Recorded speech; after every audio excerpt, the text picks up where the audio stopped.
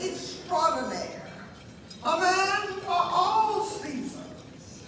Despite our nation's bitter political divide, he has made history, and I am so proud of him. Everybody in Congress knows how proud I am, because whenever he takes the stage, whenever he speaks, I start a little chant that goes like this: Hakeem, Hakeem, Hakeem. So I want you to join me in this little chant, because we will probably never experience this again in our lifetime. This is so historical. Young man, I told you all about him yesterday, and so you understand the importance of his journey. His bio is in the program. And so, before we show the video, I want you to chant with me: Hakeem, Hakeem, come on, here we go. Hakeem, Hakeem, Hakeem, Hakeem, Hakeem, Hakeem, Hakeem. And now the video, come forward, Hakeem.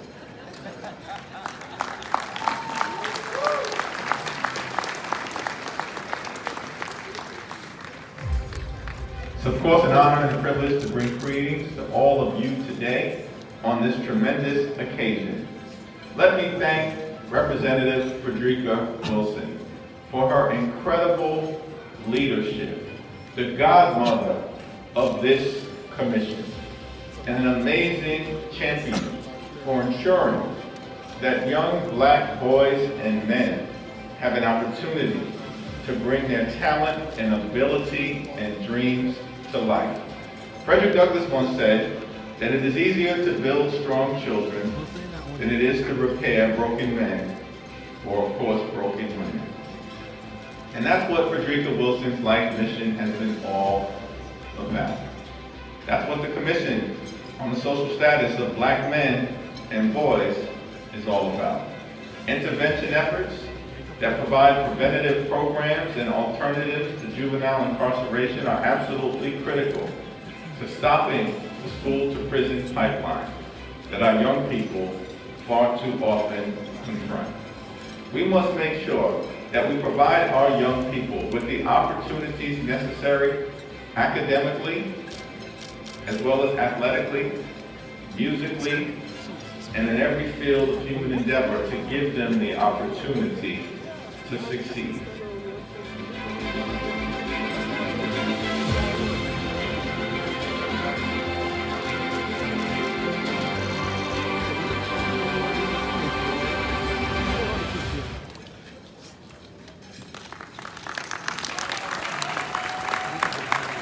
Good morning, Miami-Dade County.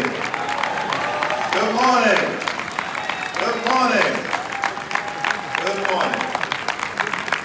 What an honor and privilege to be here with all of you. Of course, Congresswoman Wilson, to the distinguished members on the dais, to the Toastmasters who have done an extraordinary job, to all of my colleagues in government who are here, to the role models, the mentors, the mentees, of course, each and every one of you who are supporting this transformative program and this transformative leader, Congresswoman Frederica Wilson. I'm so thankful for Frederica Wilson.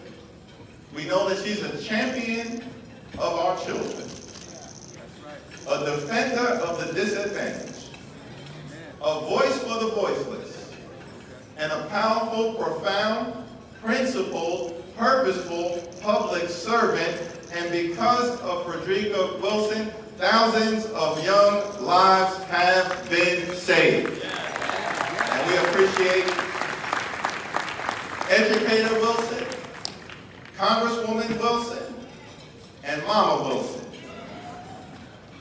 And when she asked me to participate on this King Day celebration, Wilson Scholars celebration, the support for 5,000 role models of excellence, I knew there was only one place that I could be, and that's right here with all of you. Now, we've got a meaningful program, and it's an honor to serve as the keynote speaker. I've got to say I've had the opportunity from time to time to deliver keynote remarks at breakfast events, at lunch events, at dinner events, but I haven't quite figured out yet whether it's more perilous to speak before the food has been served, when folk are hungry, or after the food has been served, when some folk get tired. But I have learned over the years, Mama Wilson, that at all times I'd better follow the advice of a former Sunday school teacher of mine. I grew up in the Cornerstone Baptist Church. Sunday school teacher of mine said, Jeffries, on the question of public speaking, always remember, be brief, be bright, and be gone. And so I'm going to do my best to follow the teachings of my Sunday school teacher at this moment in celebration of these scholars as we explore the life and legacy of the Reverend Dr. Martin Luther King Jr. It was Winston Churchill who once made the observation about life. He said, success is not final, failure is not fatal. All that matters at the end of the day is the courage to continue. I put it a different way, a knockdown is different from a knockout. That's the Hakeem Jeffries remix, y'all. Success is not final, failure is not fatal. In life, all that matters is the courage to continue. Because at the end of the day, in life, I say this to our scholars, despite all your best efforts, disappointment will come as you travel along your journey. And so I want to make 3 quick observations about the journey that you'll be on and all of us in life are on. First, keep the faith. Second, dismiss the doubters. Third, press on. Keep the faith, dismiss the doubters, press on. You know, this thing with life is that disappointment may strike, sometimes it may strike unexpectedly. You almost have to expect that the unexpected will happen. But when disappointment strikes, one of the things I've learned throughout life is that you have to, at all times, keep the faith. And it will work out for you in the end. Let me see if I can illustrate this point. There was a young man, he grew up in the Deep South, came from a well-known family. His father was a preacher, graduated from a historically black college and university. After graduating, went up north to pursue a degree in theology. Finished up that degree, and it was expected, given his background, his pedigree, his history, the journey that he had been on, that this young man would be able to secure a pastorship somewhere at a prominent church down south. And it just so happens that at the time, there was an opening at the First Baptist Church of Chattanooga in Tennessee. And so this young man, he goes down and delivers the trial sermon. By all accounts, it went well, comes back to his home, waits a few weeks, doesn't hear anything. Finally, someone from the search committee calls up, says, young man, you delivered a great sermon. We think you're going to be an incredible preacher, just not at this church. And that young man was disappointed, devastated, disillusioned by what happened. Thankfully, turns out, he had also, almost by happenstance, applied for the pastorship of a small little church in Montgomery, Alabama. the Dexter Avenue Baptist Church. And he got a call shortly thereafter and was offered the pastorship at this small little church in Montgomery, Alabama. Now here's the thing, his father, who was a preacher, didn't necessarily want him to accept the pastorship there because the church had a reputation of chewing up young pastors and discarding them. His wife wasn't that interested in him going to that church because she didn't necessarily want to raise her family, her children, in the heart of the Jim Crow South. But this young man decided he would trust God and keep the faith, accept the pastorship at the Dexter Avenue Baptist Church. I think y'all know who I'm talking about. His name was the Reverend Dr. Martin Luther King Jr. Now watch this. Now Martin Luther King Jr. been offered the pastorship at the First Baptist Church of Chattanooga, then he never would have gone to the Dexter Avenue Baptist Church. Had he never gone to the Dexter Avenue Baptist Church, he never would have been in Montgomery, Alabama. Had he never been in Montgomery, Alabama, he never would have been there when Rosa Parks sat down so that the rest of us could stand up. Had he never been there when Rosa Parks sat down, he never would have led the Montgomery bus boycott. Had he never led the Montgomery bus boycott, he never would have emerged as a national civil rights leader. Had he never emerged as a national civil rights leader, he never would have been asked to speak at the March on Washington.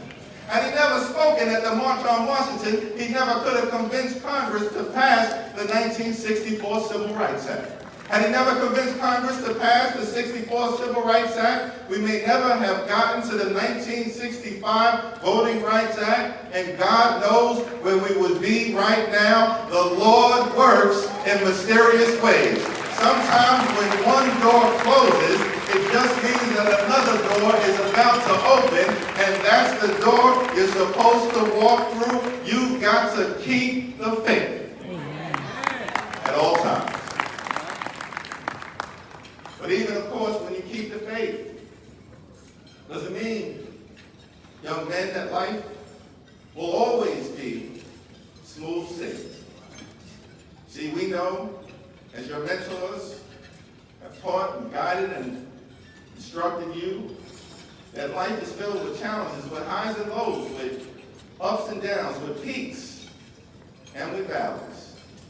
On your behalf, Congresswoman Wilson travels back and forth between Miami and Washington, D.C. I fly a lot, New York to D.C., D.C. back to New York, all across the country in support of members of Congress.